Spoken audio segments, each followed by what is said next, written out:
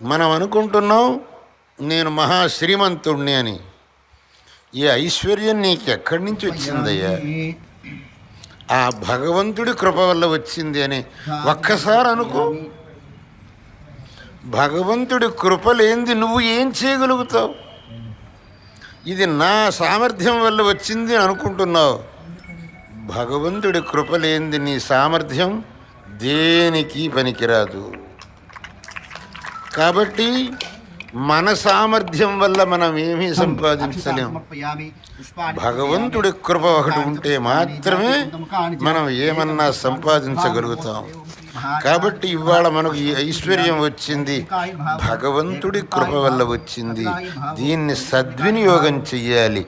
తప్పు పనులకు ఈ ఐశ్వర్యాన్ని నేను వినియోగించకూడదు. శాస్త్రం చెప్పింది, శాస్త్రం అంటే వేదం.